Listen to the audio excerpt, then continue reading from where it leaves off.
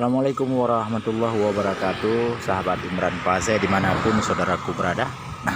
Pada kesempatan hari ini saya berkunjung ke sebuah tempat yang berada di Kecamatan Nisam ataupun perbatasan dengan Kecamatan Kota Makmur, Kabupaten Aceh Utara.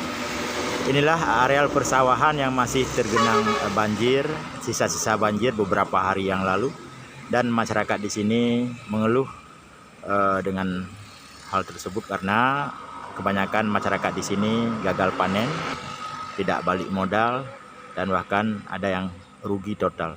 Ini perlu perhatian khusus dari pemerintah, terutama pemerintah Aceh Utara, Kecamatan Kota Makmur dan Kecamatan Nisam tentunya. Bagaimana untuk ke depan agar batu gajah itu ditiadakan saja. Pengadaan batu gajah ditiadakan di setiap